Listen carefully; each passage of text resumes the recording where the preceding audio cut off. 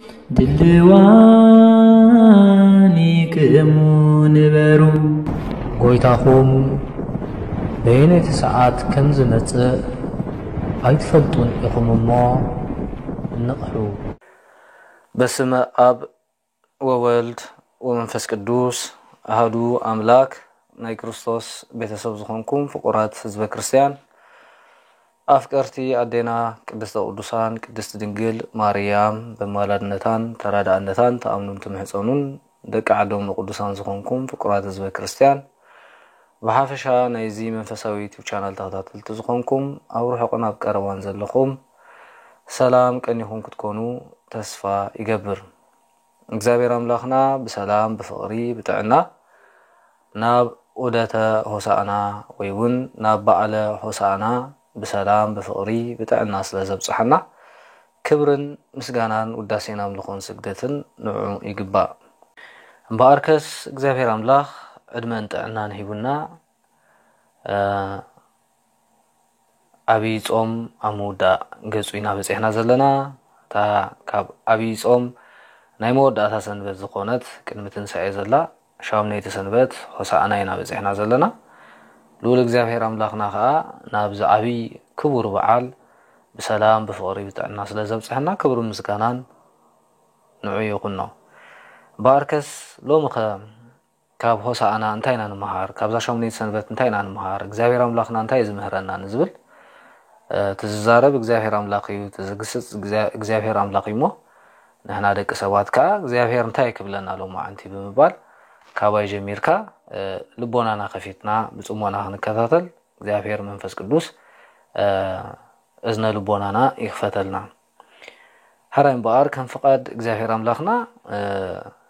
በዓለ ሆሳዕና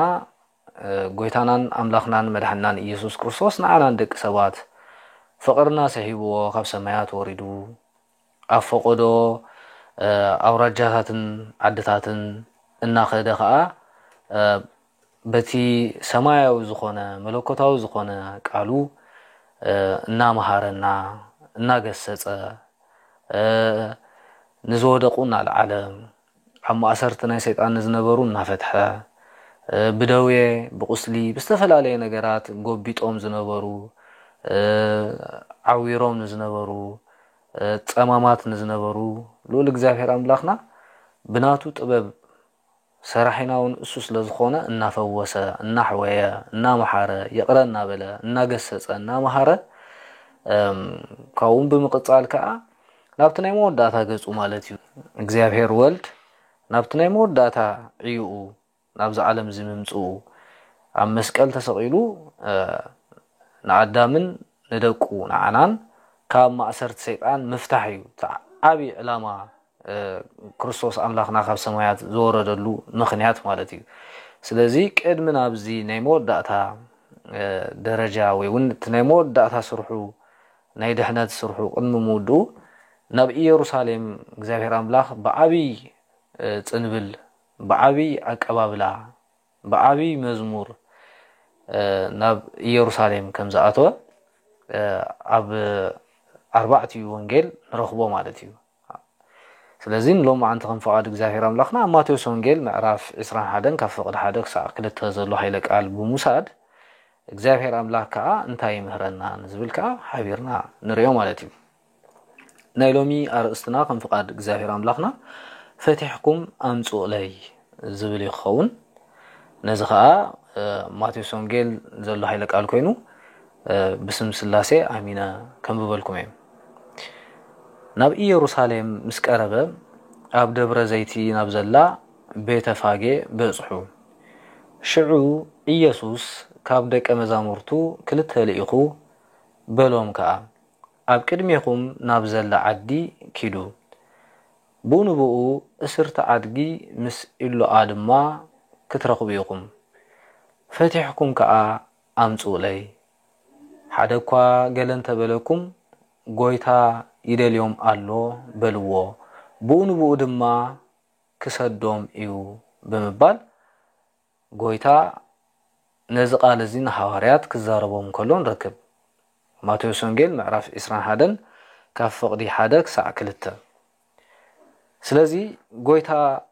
ናብ ኢየሩሳሌም ከም ዝኣተወሞ ቅድሚ ናብ ኢየሩሳሌም ምእታው ኣብ ቤተ ፋጌ ምስ በጽሐ ንሐዋርያት ካብ ሐዋርያት ንኽልተ ክልእኾም ከሎ ንርኢ ቤተ ፋጌ ማለት ቀራና መገዲ ማለት እዩ ስለዚ ንሐዋርያት ከዓ ናብ ቅድሚኹም ዘላ ዓዲ ኪዱ ክብሎም እንከሎ እታ ኪዱ ዝብል ሃይለ ቃል ማለት እዩ ተልእኾ ወይውን መቸም ናይ ሐዋርያት ስራሕ ነቲ ወንጌል ኣብ ኩሉ ምብጻሕ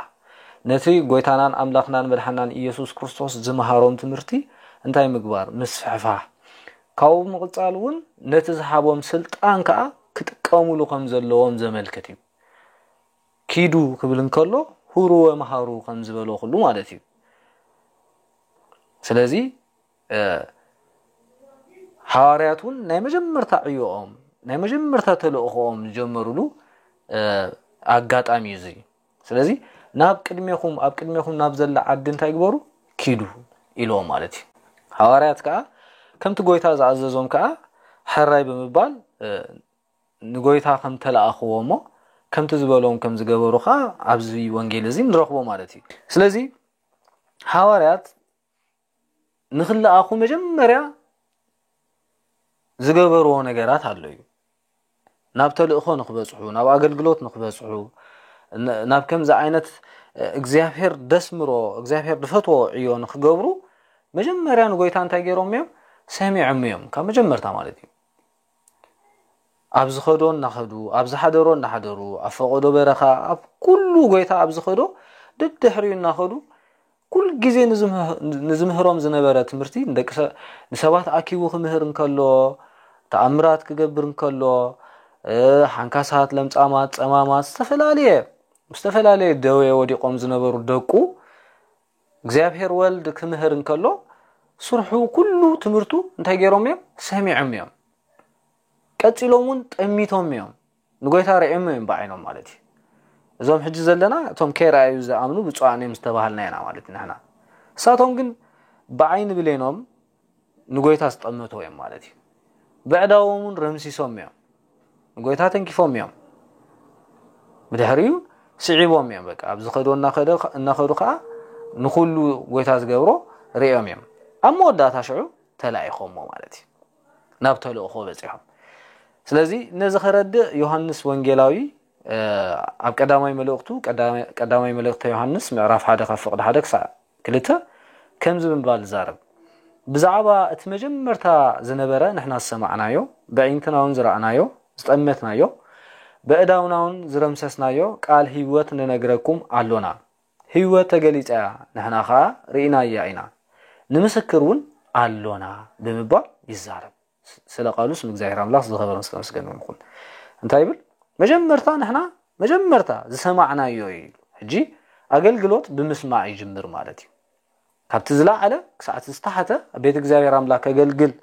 ዘለዎ ሰብ መጀመርታ ክሰምዕ ክኽእል ኣለዎ ምእመናን ናብ ድሕነት ክንበጽሕ እንድሕር ኮይና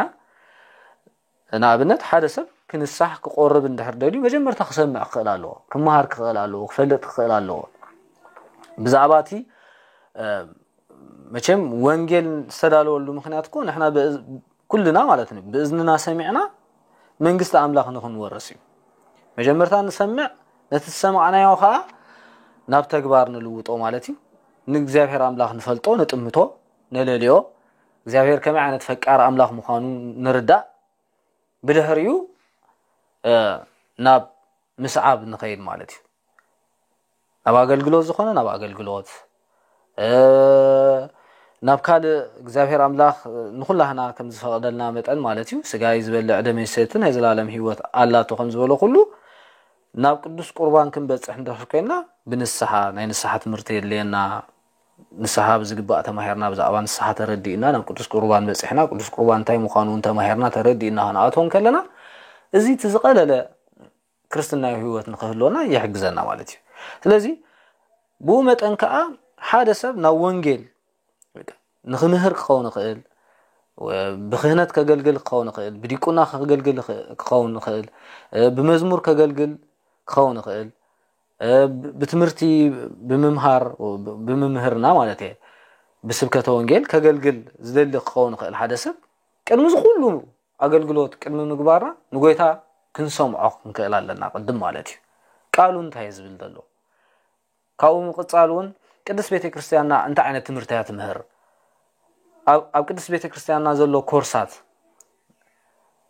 ቲ መሰረታዊ ዝኾነ ናይ ቅድስት ቤተክርስትያንና ትምህርቲ ኣሎ ኣእማደ ምስጢር ብዛዕባ ምስጢረ ስላሴ ምስጢረ ስጋዌ ምስጢረ ጥምቀት ምስጢረ ቁርባን ምስጢረ ትንሳኤ ሙታን ብዛዕባ እዚ ብዝግባእ ፈትፊትና ክንመሃሮ ክንክእል ኣለና ሸውዓተ ምስጢራት ቤተክርስትያን ኣፈጻጽሞኦም ከመይ እዩ ግብረ ክህነት እንታይ እዩ ግብረ ዲቁና እንታይ እዩ ዝብል ብዝግባእ ፈሊጡ ሓደ ሰብ ከገልግል ከም ዘለዎ ዘረዲ እዩ ስለዚ መጀመርታ ንሕና ሰማዕና ኢሉ ቅዱስ ዮሐንስ ማለት እዩ ሐዋርያት ካ ቅድሚ ናብ ቤተ ፋጌ ኸይዶም ቅድሚ ነተዓድግን ንዕሉዓን ቅድሚ ምፍትሖም ንጎይታ ናብዛ አገልግሎት ቅድሚ ምብጽሖም ንጎይታ ሰሚዖም እዮም መጀመርታ ንቃሉስ ብዝግባእ ሰሚዖም ሕቶ እንድሕር ሓልይዎም እዚ ምስላዝስ ጎይታ ኣይተረድአናን እንታይ ማለት እዩ እዚ ማለት እዚዩ እናበለኻ ጎይታ ብዝግባእ ምሳሊኡ እናፈትፈተ ብመለኮታዊ ቃሉ ልቦናኦም እናኸፈተሎም ጌጎኦም እናነገሮም ብርትዕ እናሃቦም ኣብቲ ዝሓመቁሉ ነገራት ከዓ መሕመቂዮም ምኽንያት እዚዩ ንኽትብርትዑ ጽሙ ጸልዩ እናበለ ኩሉ ምሂሮም ጸኒሖም እዮም ስለዚ መጀመርታ እንታይ ገይሮም እዮም ሰሚዖም እዮም ሎሚ ከዓ ህዝበ ክርስቲያን ንሕና ኩልና ከነገልግል እንደሊ ቤተክርስትያን ቅድም ንጎይታ ክንሰምዖ ክንክእል ኣለና ቃሉ እንታይ ይብል ትምህርቲ ናይ ኦርቶዶክስ ተዋህዶ ከዓ እንታይ ንዝብል ነገር ብዝግባእ ክንፈልጦ ክንክእል ኣለና ምእመናን እውን ኩሙ ናብ ድሕነት ዘብጽሑ ነገራት ናብ ቅዱስ ቁርባን ናብ ንስሓ ናብ ዝተፈላለየ ናይ ኣብ ቤተክርስትያንና ዘሎ ኩሉ ደረጃታት ክንበጽሖም እንድሕር ኮይና መጀመርታ ብዝግባእ ቃል ወንጌል ክንሰምዕ ክንክእል ኣለና ማለት እዩ ስለዚ ሐዋርያት ብኸምዚ መገዲ ስለዝመጹ ናብ ተልእኾ ናብቲ ናይ መወዳእታ እግዚአብሔር ኣምላኽ ኣረኪቦም ዝሓልፍ ነገራት ቅድሚ ምብጽሖም ንጎይታ ብዝግባእ ስዒቦም ዝነበሩ ንርዳእ ማለት እዩ ስለዚ ጎይታውን ኩሉ ስልጣን ክህቦም ስለዘለዎ ናይ ምፍታሕን ናይ ምእሳርን ስልጣን ክህቦም ስለዘለዎ ከይድኩም ናብታ ኣብ ቅድሚኹም ዘላ ዓዲ ከይድኩም ብኡ ንብኡ እንታይ ክትረኽቡ ኢኹም ኢልዎም እስርቲ ኣድጊ ምስ ኢሉዓ ክትረኽቡ ኢኹም ብምባል ተዛሪቦም ማለት እዩ ሕጂ እስርቲ ኣድጊ ምስ ኢሉዓ ክብል እንከሎ መቸም ብዛዕባ እንስሳ ጥራሕ ክዛረብ ስለዝደለየ ኮነን ጎይታ ብሓቂ ጎይታ ኩሉ እዩ ጎይታ ናይ ደቂ ሰባት ፈጣሪ እሱ እዩ ናይ ዓለማት ፈጣሪ እሱ እዩ ካብ ዘይምህላው ናብ ምህላው ኩሉ ዝገበረ እሱ እዩ ጎይታ ብሓቂ ጎይታ ናይ እንስሳታቱን ፈጣሪ እግዚአብሔር አምላኽና እግዚአብሔር ወልድ አብ ወልድ መንፈስ ቅዱስ ፈጣሪ ናይ ዓለማት ምዃኑ ርዱ እዩ ግን ኣብዚ ነጥብ እዚ ግን እስርት ኣድጊ ኢልዎ ዘሎ መቸም በኣድጊ ተመሲላ ዘላ ናትና ናይ ደቂ ሰባት ምሳሌ እዩ ንሕና ደቂ ሰባት ካ ናይ መጀመርታ ፍጡር ኣቦና ናይ መጀመርታ ኣቦና ኣዳም እዩ ስለዚ ናይ ኣዳም ምሳሌ ምስ ኢሉ ምባሉኻ ናይ ደቁ ኣዳምን ደቁን ናይ ደቂ ሰባት ምሳሌ ስለዚ ብዛዕባ ናትና ብሓጢኣት ምእሳር ዘመልክት ማለት እዩ መቸም ጎይታናን ኣምላኽናን መድሓናን ኢየሱስ ክርስቶስ ናብዚ ዓለም እዚኣ ዝመጸሉ ምኽንያት ንኣዳም ካብ ማእሰርቱ ወይ እውን ካብቲ ወዲቆ ዝነበረ ኣዘቕቲ ካብቲ ኣትይዎ ዝነበረ ኣዘቕቲ ካብቲ ማእሰርቲ ናይ ሰይጣን እንታይ ንምግባር እዩ ንምፍታሕ እዩ ከምቲ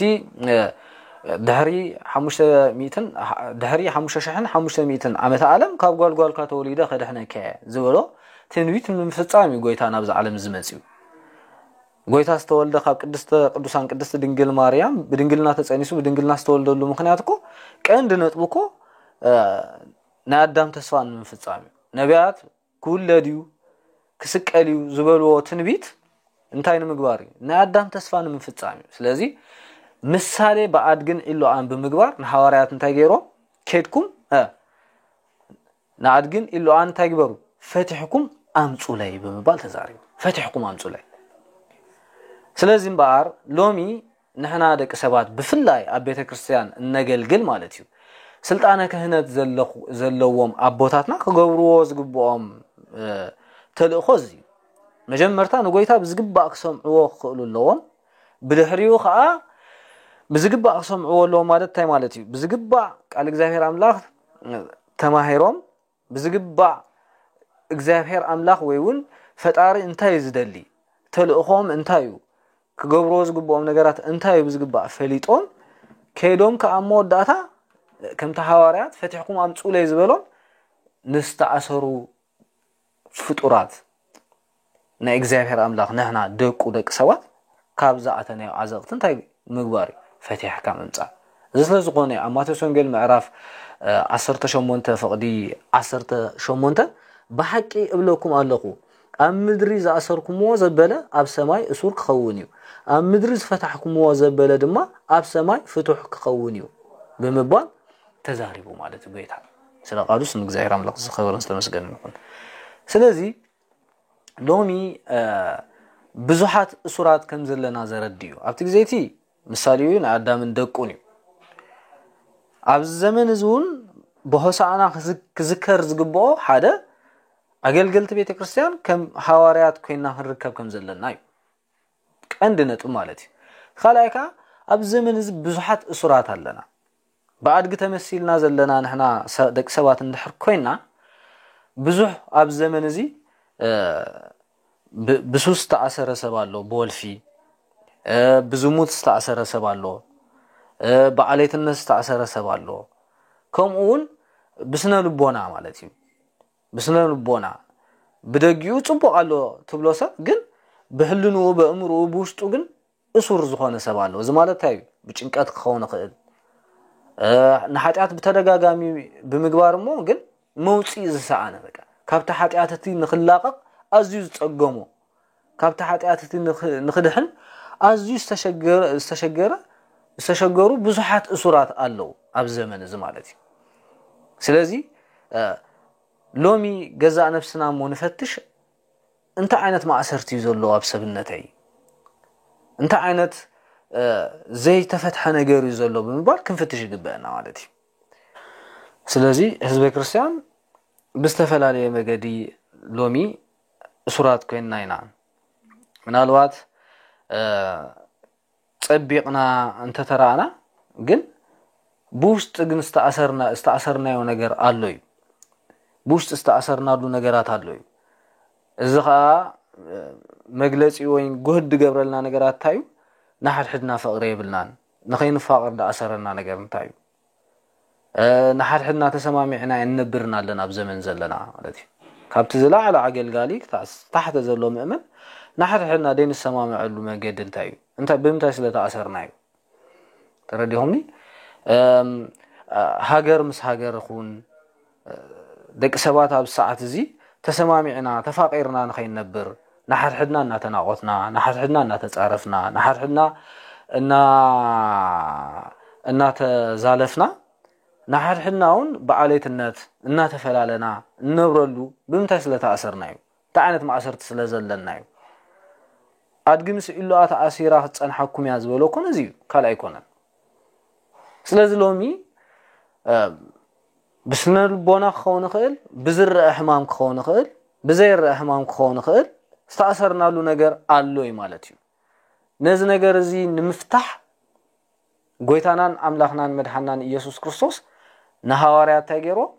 ናብ ኣድግን ኢሉኣን ብምባል እንታይ ገይሮም ልኢኽዎም ማለት እዩ ሎሚ ካብ ዝተፈላለየ ማእሰርቲ ንኽንፍታሕ እዩ እግዚአብሔር ኣምላኽ ኣብ ቅድስቲ ቤተ ክርስቲያንና ንኻህናት ኣዳልዩልና ማለት እዩ ከምታ ኣንቶ ኣብ ማቴዎስ ወንጌል ምዕራፍ 18 ዘንበብናዮ ኣብ መሬት ዝኣሰርኩሞ ኣብ ሰማይ ዝተኣሰረ እዩ ኣብ መሬት ዝፈታሕኩሞ ድማ ኣብ ሰማይ ፍቱሕ ክኸውን እዩ ዝተፈትሐ ክኸውን እዩ ዝበሎም ትእዛዝ እዚ እዩ ማለት እዩ እዚ ናይ ካህናት ኣገልግሎት ናይ ክህነት ኣገልግሎት ምሳሌ እዩ ካብኡ ዝተረፈውን ናብቲ ወንጌል እንድሕር መፂና እውን ብወንጌል ነገልግል ዲያቆናት ክንከውን ንኽእል ሰበክቲ ወንጌል ክንከውን ንኽእል ብዝተፈላለየ ፀጋ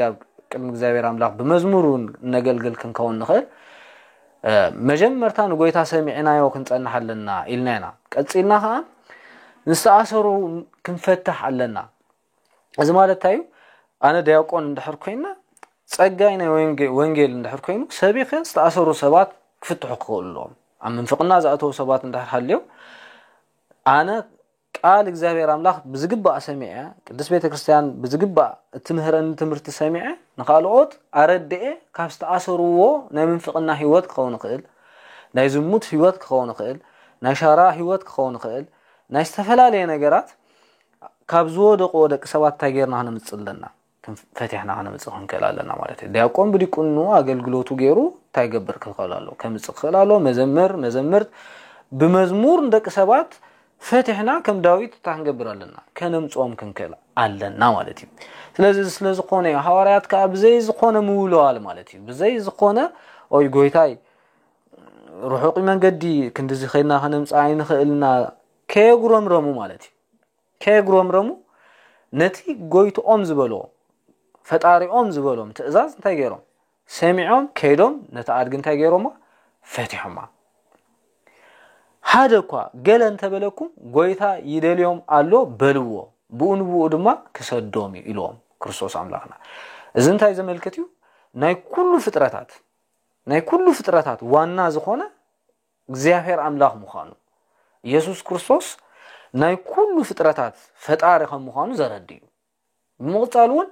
ሓደኳ ገለ እንተበለኩም ዋናን ማለት ናይተን አድጊ ዋናን ገለኳ እንተበለኩም ሓደኳ ጎይቶኦም ይደልዮ አሎ ማለት ታይ ማለት እዩ ነተን አድግብት ግዜቲ ከም ዋናን ኮይኑ ናቤ ደሊኹምን እዱጌን ዝብለኩም ዋናን ወይውን ጎይቶኦም ፈጣሪኦም ይደልዮም አሎ በልዎ ማለት ታይ ማለት እዩ አድግን ኢሉአን በአናብ ደቂ ሰባት በቦና አዳምን ብደቁን እንድሕር ተመሲላ ኮይና አቦና አዳም ምስ ደቁ ተአሲሩሉ ዝነበረ بسري تامجمرت أبونا آدم من حيوانن زجبروا حاتيات تأثيرهم لوزنبروا أبيو ما سرتنا شيطان سلزي ثلاث النايات نابي دليكم مو انت بلكم قويتهم فتاريهم يدليهم على لكم أنتوي زبدلوا بحالات مثالي زي ترديهمني لازم نايم مفتحن نايم إسارن سلطان بحوارات أبيلو هجين زلوا باباسات قساوست زتواهبه انتي አገልግሎት ማለት መፍተህና የመንግስተ ሰማያት ሂቦ ማለት በሐዋርያት አቢሉ ንኻናስ ተዋሃበ ነገር እዚ ስለዚህ ሐዋርያት ካኺዶም ከምት ጎይታ ዝበሎም ታይገሮም ነታአድጊ ምስኢሉ አፈቲሁማ በደህሪ ዋና ናበደሊኩም መስበሎ ሳቶም ካንታይ ለሞ ጎይታ ይደልዮም አሎ መስበሎ በዘይ ዝኾነ ዘረባ ሂዞም ማመጽ ስለዚህ ለሞን እዚ አይነት አገልግሎት ያ ቅዱስ ቤተክርስቲያንና ተህብዘላ ማለት እዩ ግን አብ ዘመንና በጽሑ ግን بزجبا زجلجل كم حواريات كونوا زجلجل أجلجال جن إنه واحد قيد الله مالتي كم حواريات كونوا زجلجل كمان أبسعة زي إنك أوم اللوجزيو بحق مالتي بقنعنا زجلجلو أبوتات الله أبيت جزائر أملاكا بلمدت راح زجلجلو خا أبوتات الله هجي أنا فرادو خينا خزارب زي كونه نتزلوا حكي بعينتنا نرئيو نسوم أو أميديا نرئيو كلنا جراس لزخنا مالتي ስለዚህ بقنعنا زجلجل كابغزابير املاح عسب له بقنعنا زجلجل نغزابير املاح بزغبا سميعو صنها نقال غزابير املاح بزغبا سميعو غويتا لو من تايزدليو بمبال هو زدحنو نفسات يمزدليو غويتا بمبال بزغبا نسبكت ناغلغلوت كيدو تاغلغالتي زمصيو اتز بزغبا زي غلغل كا نتي بزغبا زغلغل كيترف እና ተቃዋመ ዝነብር እንታይ ስለዝኾነ እንደህሪልና ንባዕሉ ስለዘይ ተፈታሐዩ ንባዕሉ እሱር ኮይኑሎ ማለት ክፈትሕ ዝግቦ ግን ዝተአስረ ኮይኑሎ ማለት ስለዚህ ጸላእሰናያት ኩል ጊዜ ነቲ ዝግባ አገልግሎት ከንገብር በስተፈላለየ ነገራት ያስረና ማለት ንሕና ደቂ ሰባት ናብነት ንሓደ ሰብ ተነሳሕ ኢልካዮ ንኸይንሳሕ ኩል ጊዜ እንቅፋታት እንደህር ዝመጾ ኮይኑ أمن السحاب يصحوا بدحرن السحاب زلوها قدس قربان سلازخونه ጸላእሰናያት እቲ ሰብት ንኸይድሕን በስተፈል عليه ምኽንያታት ታይገብሮ ማለት ይታርፎ ማለት ንሓደ አገልጋለ ኻልከ ኾሚዩ አገልግሉ ውጽኢታው ነገር ንኸይገብር ጸላእሰናያት ይደናውገው ማለት ከምትን ቅዱስ ጳውሎስ ከገልግልሉ መስከረ ሰይጣን ናባኻትኩም ክመጽ ሐረርታ ነይሩኒ ኢሉ ናባኻትኩም ክመጽ እንታይ ሐረርታ ነይሩኒ ግን ኢሉ ማለት ሰይጣን ببزح ما يقدر انت جبرني عنكفني أدناغويني بمبال فتنو بقى زنبرو فتنا قدس باولوس تزاريبو مالتي ناقل قلوت بقنعنا زخي السب نيسأل عسنيات فتنا خمزلو يرد مالتي جن انت يباليلو قويتا قويتو يدلي ألو بلوو إيلو مالتي سلازي نحنا نأجلجلوت كنكيد كلنا أجلجلتي نأجلجلوت كنكيد كلنا عبيت إجزاير أملا زلنا كهنات دياقونات مزمران سبقتون جيل بستفلا ليس عبيت إجزاير أملا نأجلجلوت كنكيد كلنا قدم نقولتها بزقباء سمعناه نتن نقولون جرات كا نكريستوس حزنا عند حركنا كريستوس لومي نزيهم دليهم الله إزوانجيل زي كريستوس يدليو الله السبكة زي زمدة زي أقولقلوت زي كجبر الله إلنا عند حركنا سأل أسنيات يحفر مالتي إذا جن بتقول من سؤالاتن كا بعق منها خان تاين جبر لنا أبكر مجزابير أملاخ كم بركة كنكل علنا مالتي مؤمنا عند حركنا ها ناب نسحة ناب قدس قربان ناب منجست سمايات كأتونا زخلو نجارات كن بجس ندحر نكلنا مالتي قويتا لهم يدلين الله فتار لهم عنتي إذن جبرني بلن الله أنا نجزاهر فطوري وأنا أي يسوع كريستوسيو فتاري جزاهر أملاخيو بمبال تلا أسنات بستفل عليه من جدي كفتنا نكله انكفاتات كم تلا نكله عبد الله أنت كنبل كنكلا لنا والدي قويتا لومي يدلين الله لومي يسوع كريستوس سنبدي هو قويتا لومي تمرتغ مهرني فتار لهم عنتي بقداسه بصلوت قداسه غيرو كقدسنيو تقديسه خمصالني እግዚአብሔር አምላክ አቤቱ ይጽውዕንሎ እግዚአብሔር ይደለየንሎ በመባል እዛ አይነት ጸሎት ገርና ነትናይ ሰይጣን እንቅፋታት ወይውን ነትናይ ሰይጣን ማህለኻታት በቴክናው ክንመጽኽንከል አለና ማለት ስለዚህ ሎሚ በስተፈላለየ ወልፍታት ከሆነ ክእል በስተፈላለየ ናይ ሰይጣን ማዕሰርቲ መቸም سمسب بأسه يبلون إذا بترجعامي ززارو قالي سمسب بأسه يبلون إذا بكريستيان وجناس يلو مالتي قدوس باولوس مثل كناتن سلطاناتن جزات العالم يلو مالتي سب بول في نشجارة خون قل ناي شيشة خون قل ناي حميد خون قل ناي تل إباس خون قل ناي شارع ناي علتنات خون قل ناي عد خون قل بستفل عليه مجدي بزموت خون قل بستفل عليه نجار سب ندهر تأثير الله خوينو كحسب زجبوا نجارات انتايون دهريلنا قويتا لومي يدلين الله أنا كمزيلة استنفاس سوقي أقنبر بهوت ساعات زيادة أنا حين خنك أساقس زرخني እግዚአብሔር አምላክ ዛ استنفاس زيادة ذات عنا زيادة ذا ساعات زيادة بهوت نخنبر ስለዚህ ፈቀደልኝ ስለዚህ ዋናይ ምንዩ እግዚአብሔር አምላክ እዩ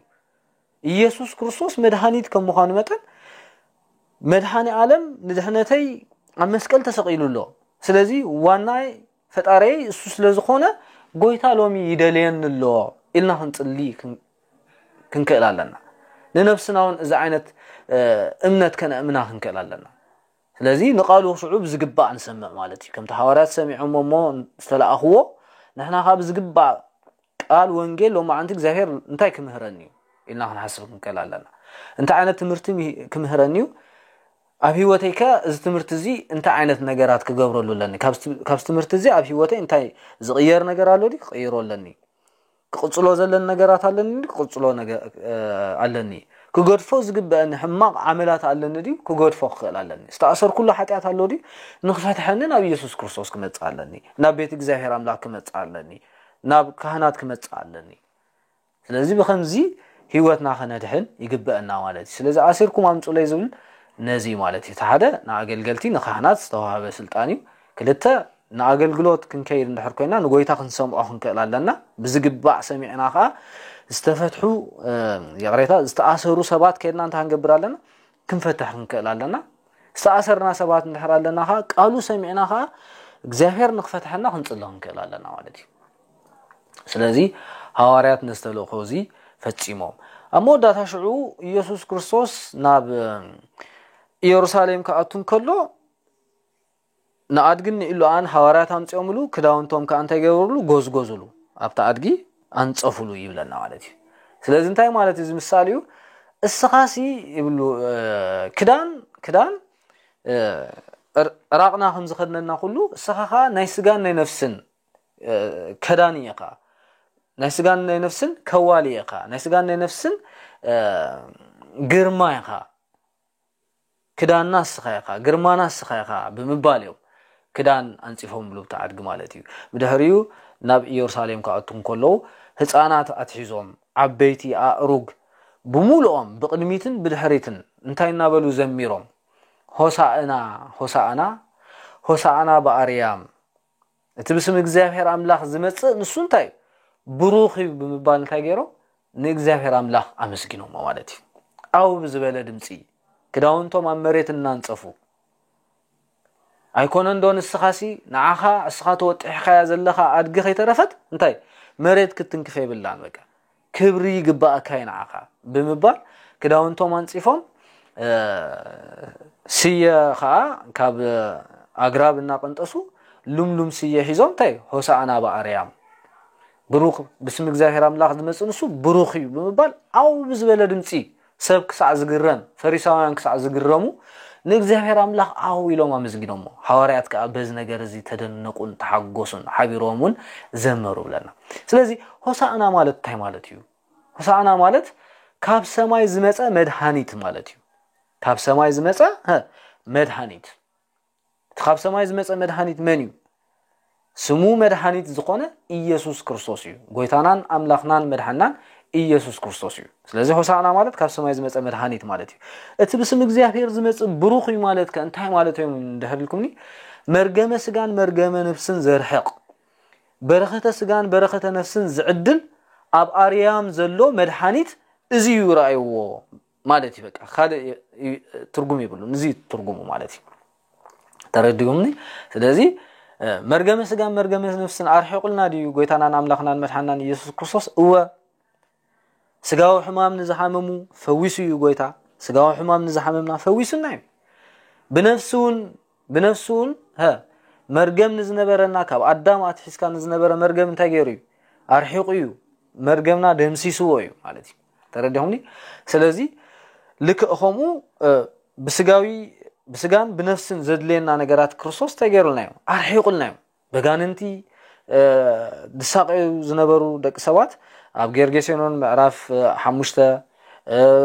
عصرت غلطة عمل زفاس زنبرت سبيتي بليجيون زبحلو أجاننتي مساقو مستفاد عليه أجات عمتات دوي زنبرون بنفسن بسجان ناي سجان دوي نزلوهم تجاري فويسيو قوي تعملتي بركة سجان بركة نفسن زعدل كاسيو سجاي بلعو دميون ستيو سجاي زبل دمي ستنا يزل عالم هيوت علاتو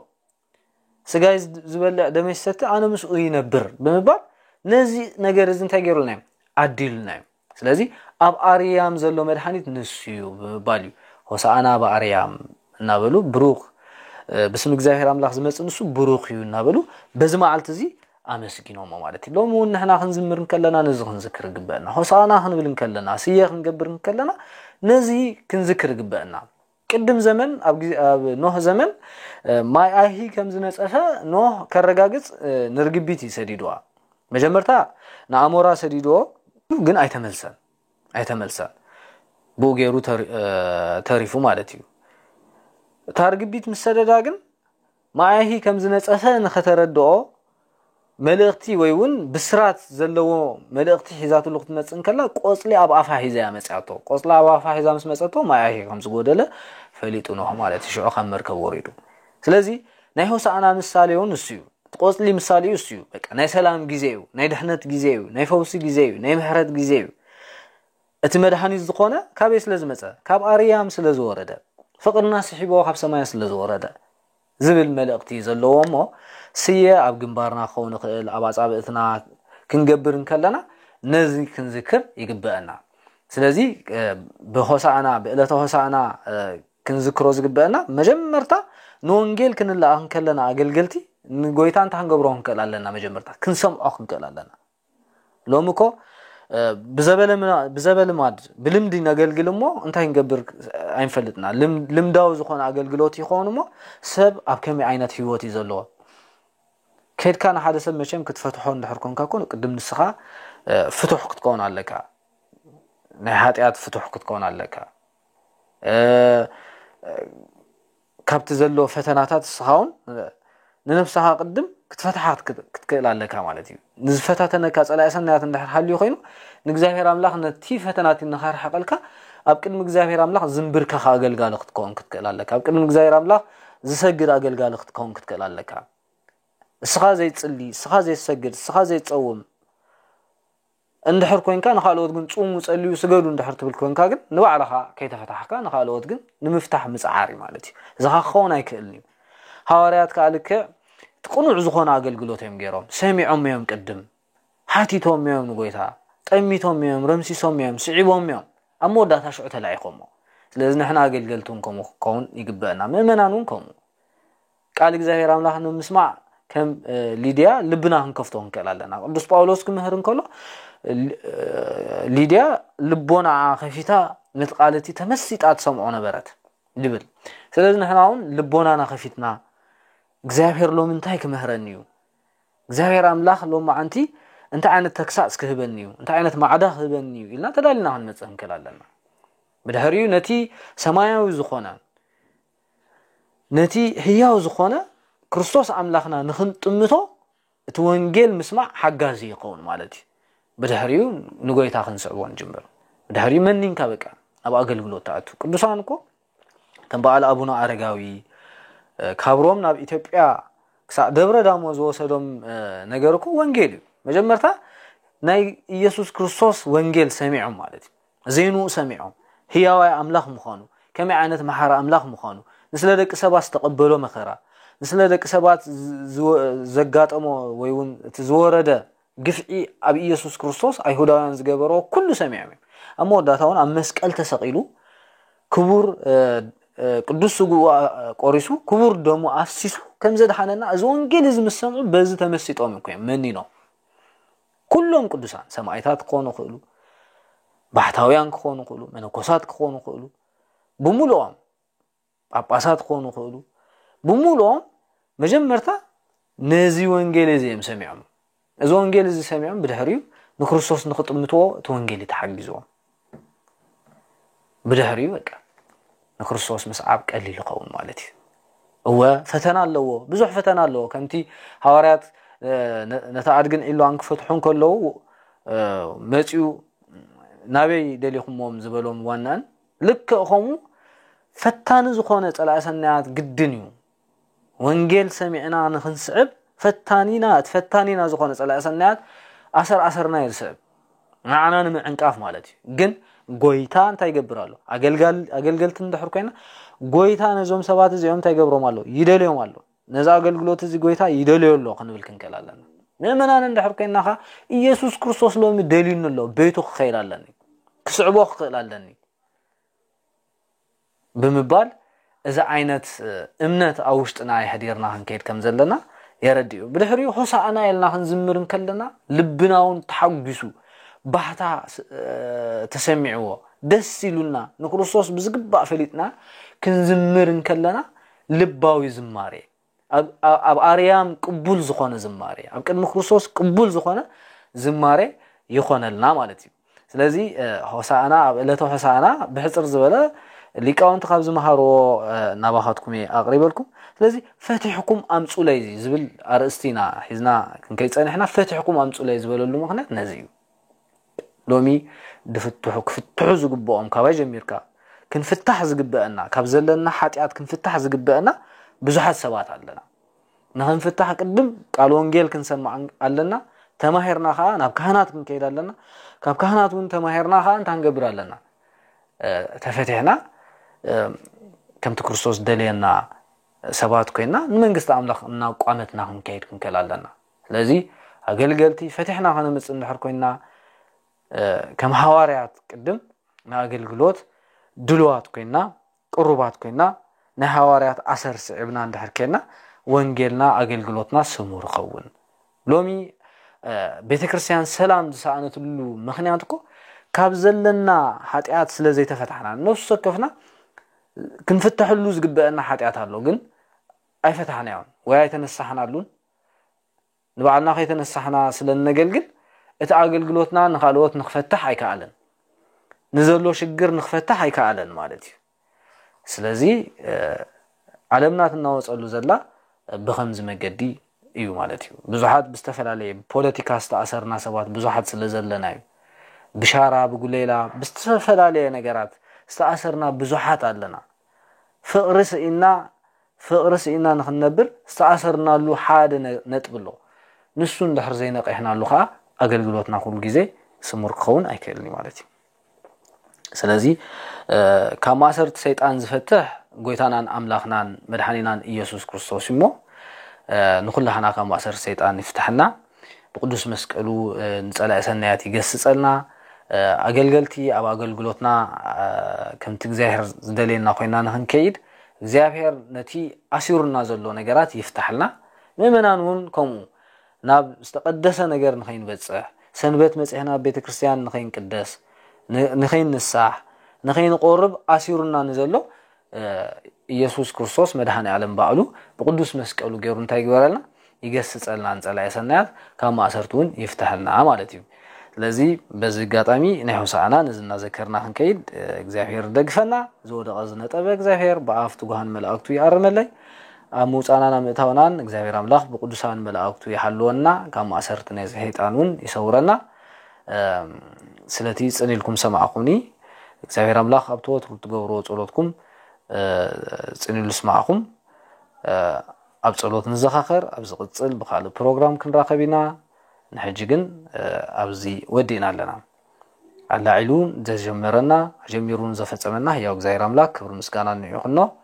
ስብሃት ለእግዚአብሔር ወለወላዲቱ ድንግል ወለመስቀሉ ክቡር አሜን